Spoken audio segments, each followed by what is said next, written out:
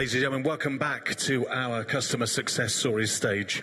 All about real success stories implementing Cisco software systems. Names don't come much bigger than this. It needs no introduction for Netflix. So if you can please put your hands together for Fred and Elise. Thank you. Thank you. Thank you. Thanks.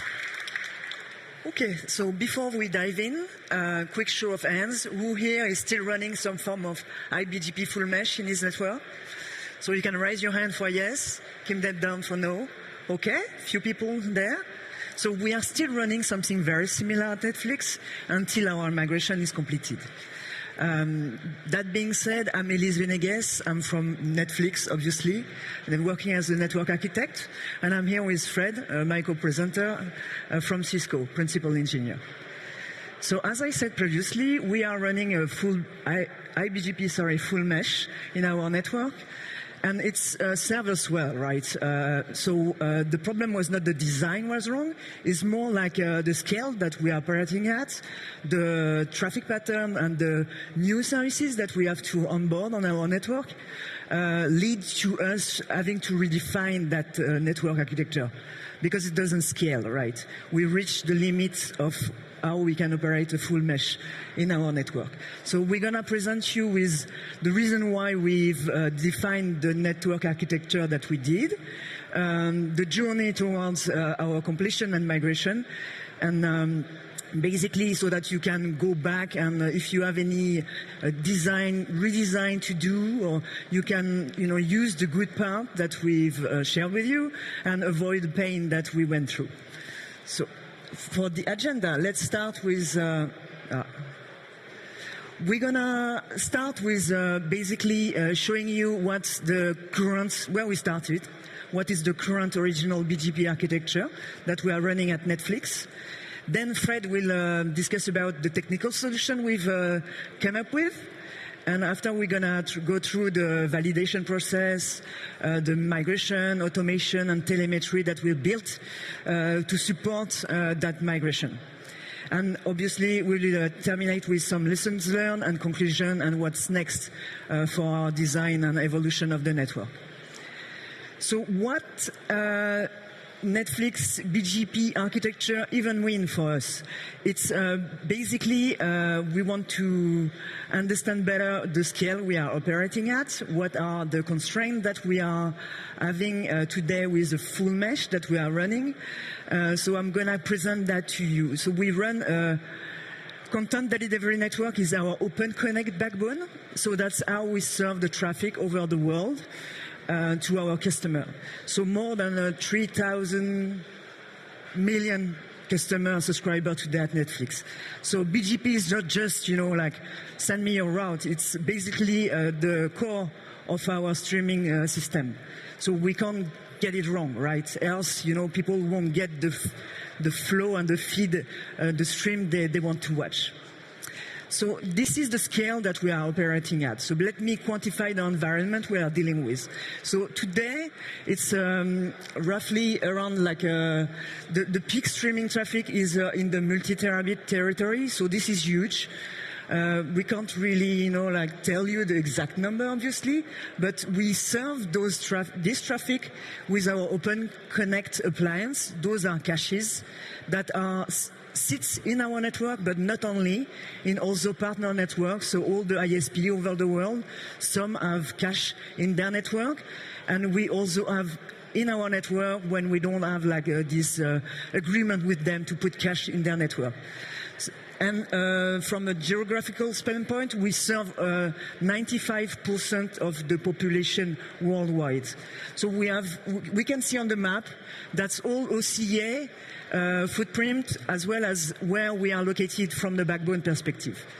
So we'll see later, because it's important to visualize that so you can better understand where we put the device for the route reflection and so on and so forth. So we have a huge peering footprint. We peer with thousands of partners, so over PNI, dedicated peering, and IX as well. So that's the scale for Netflix backbone. And we do use BGP for everything with our partner, but also internally in our network to transfer and route the traffic from the delivery system to the cache sitting at our edge, plus beyond to our partner. So BGP is, the main focus here on what bring the service to life. So what we need is to scale and to converge quickly, right? Like streaming, live streaming now, gaming is something additional to what we do today that don't really suffer any disruption. So we need to make sure that it scale and it converge quickly. Okay, so when we've said that, what's next is basically defining the role that we have like in our network in terms of net function. So we do have several different type of device. So the edge switches, they are called that way because ultimately at the beginning we didn't have any backbone back in the day. We were just island, right? So no interconnection between those sites. It was, like you get the request you serve from the site, but we don't route anything over the backbone because we didn't have any backbone at that time. So those edge switches, they run eBGP towards our partner, they run iBGP internally, and they connect our OCS, so the appliance we use to serve the traffic from. So that's the first role, that's the biggest role in terms of number of routes that we learn and we exchange to our peers. The second one are the aggregation router. So they came up after the ES because that's support a new services that we started to operate is gaming. So they connect, they aggregate the traffic from the edge, which they connect to, down to the OCGA, which are open connect gaming appliances. Yeah, we are not very, like, the naming is quite, open connect something. And then we have the PE. So we are a company, so we have offices. We also have studio. So we need to interconnect those specific sites with our backbone and transport the traffic. So for that, a quick example is the studio. So we do like some footage, like when we build the movie and so on and so forth. And then those traffic should be, like carried over the backbone and stored in our specific data center where we store all those ingests. So that's an example, and that's where we connect those studio and offices are the PE. So basically, they just do like internal facing customer, like internal customer facing routing, and they support VPN v4 and VPN v6, which is, like important when it comes to BGP, obviously.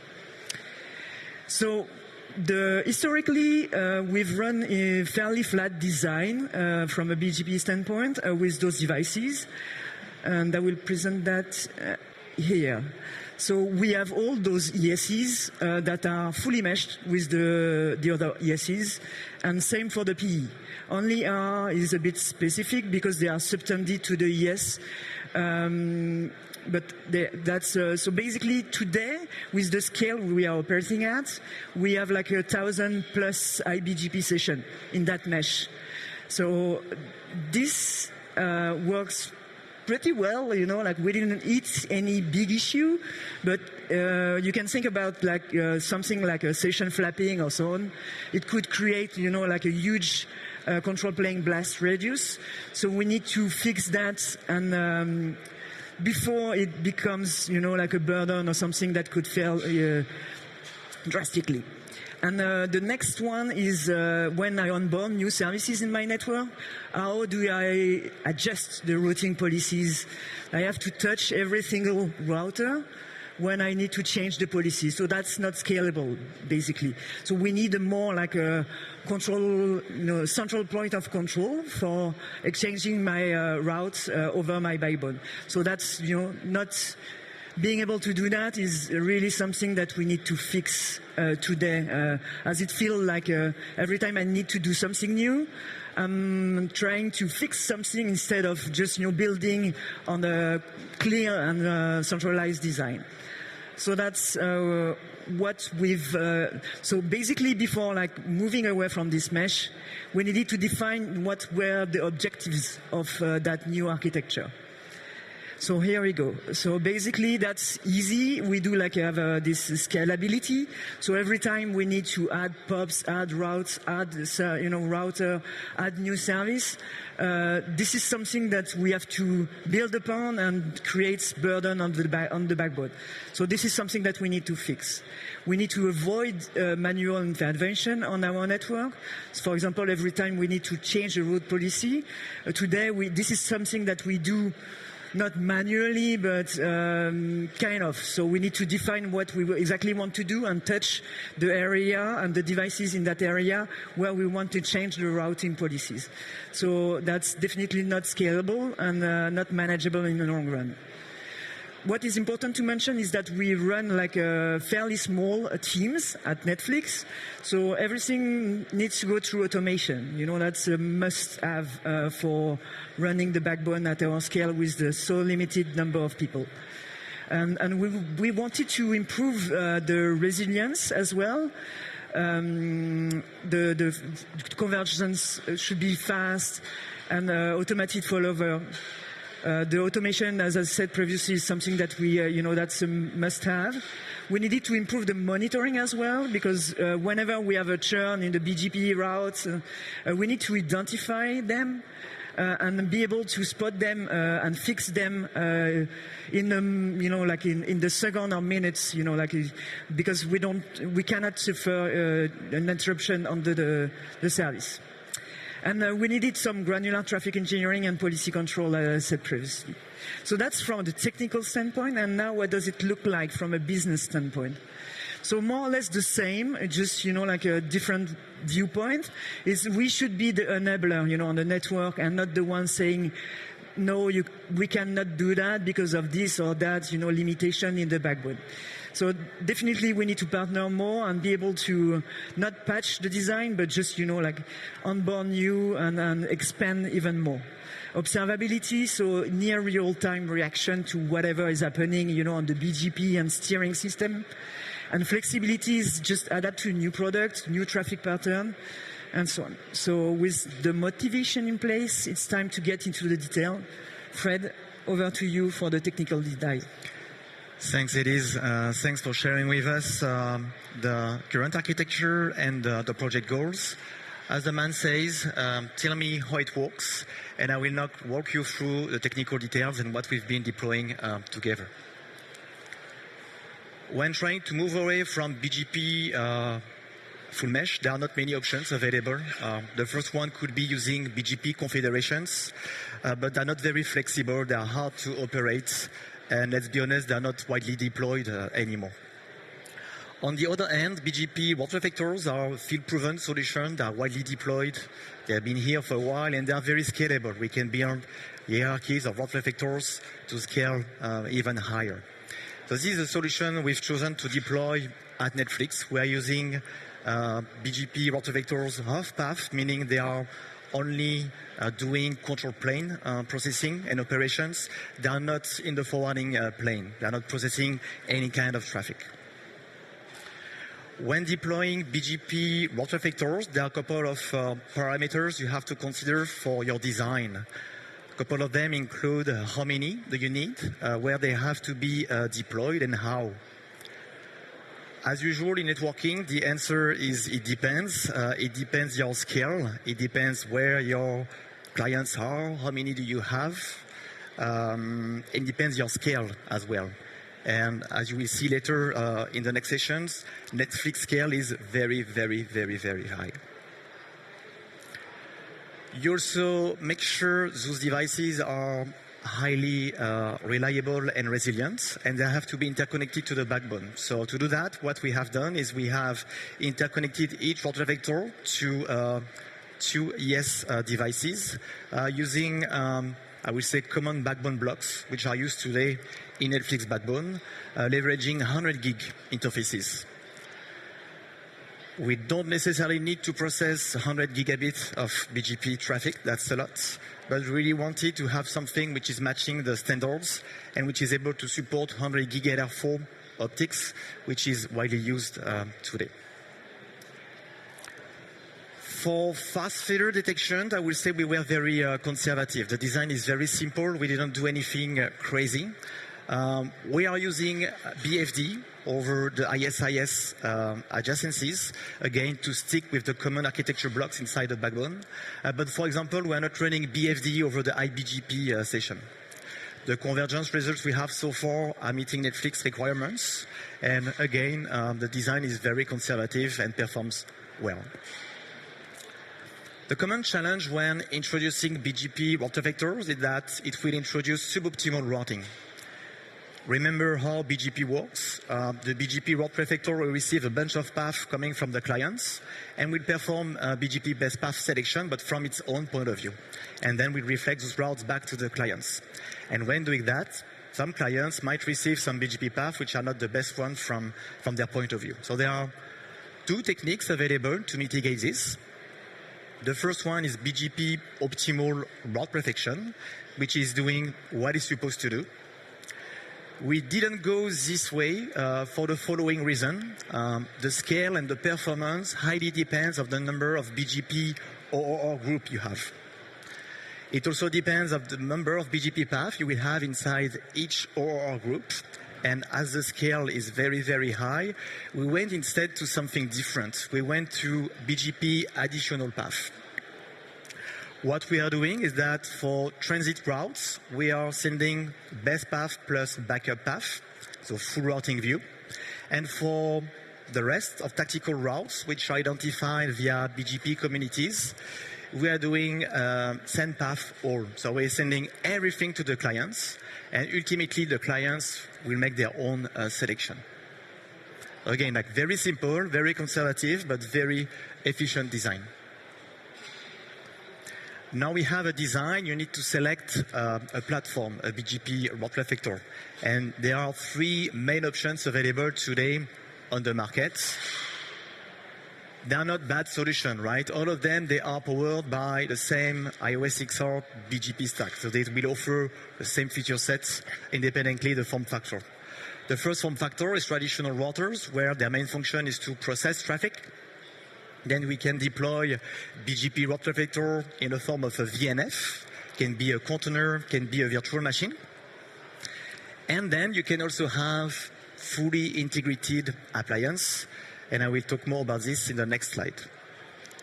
When choosing the right platform for your needs, there are few parameters to consider. Some of them are technical, scale, performance, security, and some of them are non-technical.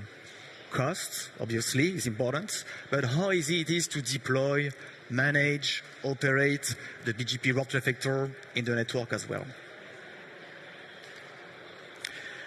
Together with Netflix, we decided to go with a fully integrated bare metal appliance.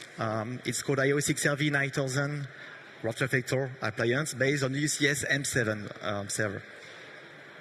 It was meeting all the requirements that we had, and it provides, I would say, the highest scalability and the fastest convergence across the different options we have at Cisco.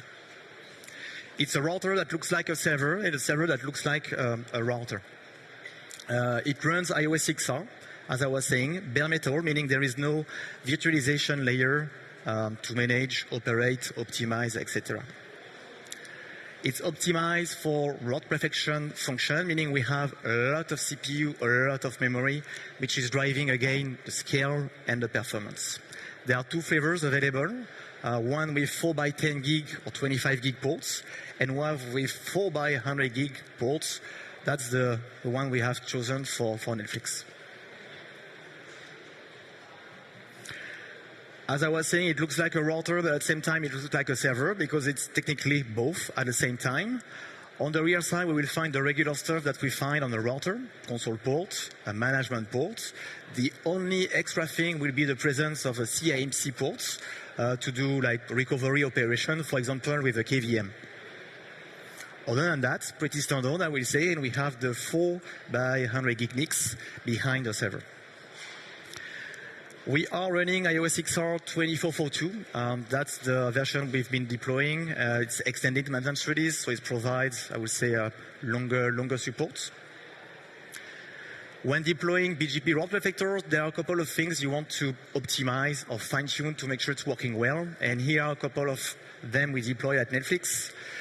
You definitely want to fine-tune the default control plane policers and find a good trade-off between not making them too high to avoid damaging, I would say, the software, and not making them too low as well to make sure the route reflector is not like a bottleneck in the convergence.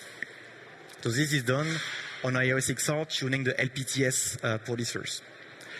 What we've done as well is we've enabled TCP path MTU discovery, which is not on by default on XR. The idea is to fully leverage the MTU to pack as many BGP updates as possible, again, to speed up the convergence.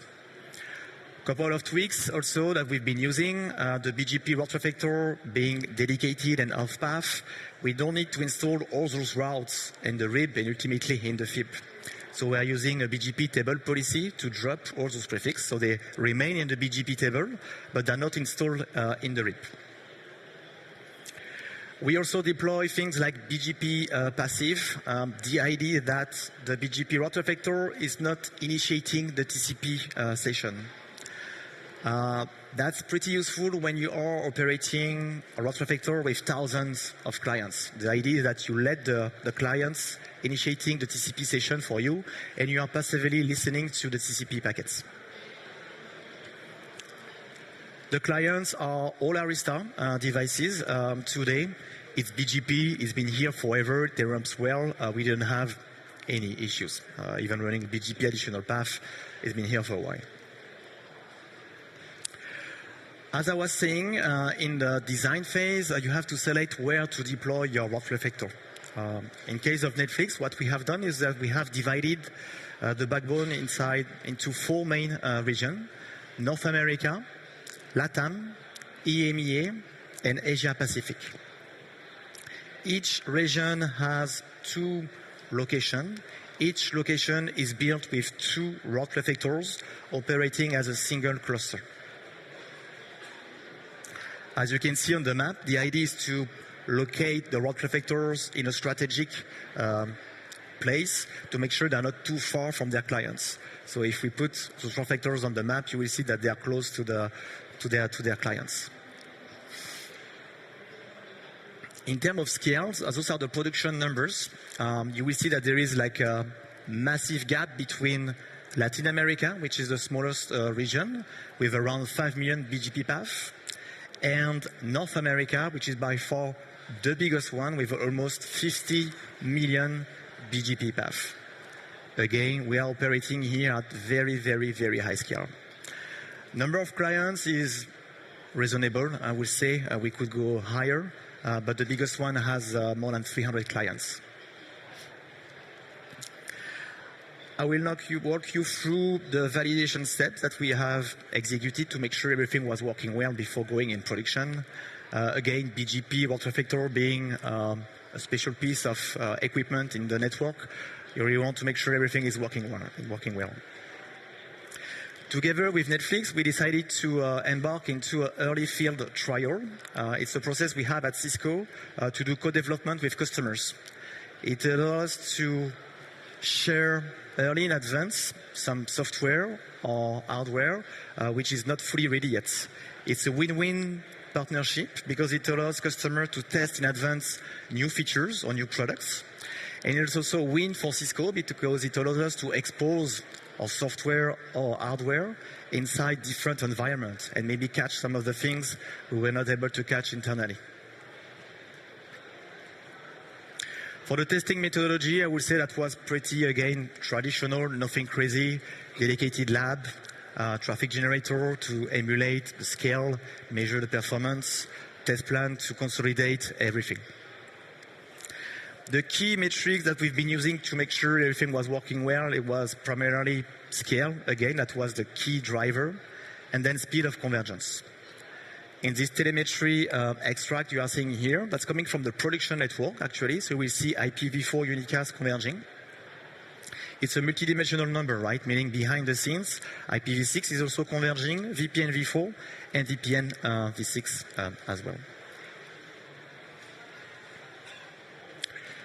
I would lie you, telling you everything went well, right? And that's the whole purpose of having those customer success stories, share with you the real stuff. And we had a couple of issues during the early field trial. The good news is that the purpose of the early field trial is to catch the things before they happen in production. Some of them are cosmetic, I would say. For example, we had a case where LLDP entries were duplicated. So we had XR advertising LLDP, but also the Mellanox NIC also advertising its own LLDP entries. That was not a big deal, but still cosmetic. We also had more embarrassing things as well. Couple of examples, early memory leak in the very first TFT drop that we had, and the BGP process, which was not able to properly recognize the new version of the appliance, so reducing the overall scale. Ultimately, everything was fixed and made available in the production release that we shared with Netflix and we published on Cisco.com. While putting a lot of efforts in the certification, there are still few things that we were not able to catch. One specifically around telemetry. And this one was tricky because to trigger it, we really had to be in the production condition. The first thing is we had to operate at production scale, like North America, and we had to use like very aggressive telemetry collection intervals. On top of that, we had to use the telemetry stack, which is only deployed in production and not available in the lab. The problem was interesting because we had some collection misses whenever using the Cisco Yang model. And luckily, we found a quick workaround, which was to pivot to the OpenConfig model. Turns out the way we are implementing the OpenConfig model on XR is more optimized than the Cisco one because of some caching optimization that we have. All in all, it was not a bad thing because ultimately we will also leverage OpenConfig to deploy telemetry on the Reflector clients as well. So we have same set of paths to rule everything, both Reflectors and clients. I will now hand over to Elise, who will walk you through the migration steps. Thank you. Thank you. Okay, so now that Fred gave you all the detail about the technical part, let me go through what we've set up in terms of migration, automation, and telemetry. I think the important question at this point is how do we get there, right? So we've defined a phase migration strategy, and I will present you with the automation that we build on top and the telemetry that make that safe to move forward to. So here is the plan. So basically, we've come up with this plan. So we did some previous work, which was basically analyzing the RIB scale and what would be the number we had to support on the client in terms of number of routes. And we identified that some of our devices needed to be swapped in advance because they were not having enough RAM to support the new design. So that groundwork being done, we've defined this roadmap in terms of how to do that in phase approach rather than a big, cutover of the mesh. So we've installed the device on the field, so it took a bit of time, turn them up, and then, get the management tooling to access them and being part of the IGP, so our ISIS topology. So that was the first step, pretty easy, but still, some places are more difficult to ship device to and sell them. So it took a bit of time. And then what we did is we get them, in the field. We started to peer with all our clients from that same region they belongs to. And we've defined some pilot prefixes. So let me explain that. I think that's interesting and it serves us well, actually. That was a pretty good idea from my colleague Frank Ribeiro from the engineering. So what we've defined is that we have defined a set of prefixes per address family that we don't use. in our network, and we started to announce them with a specific community called pilot community, and that helps us to validate basically the reflection of those routes across the backbone, and validate that all the policy, all the the configuration was in place and ready to go for what's come next. So those pilot prefixes, we may be even keeping them in terms of like for the long run, so that we can assess the wellness of the backbone and the routing overall just by using those pilot prefixes. So that being done, what we did is we released the prefixes to the root effector, meaning that we open, the pipe so that all the clients send everything to the root effector. So that stage allowed us to, catch the telemetry issue that Fred mentioned previously.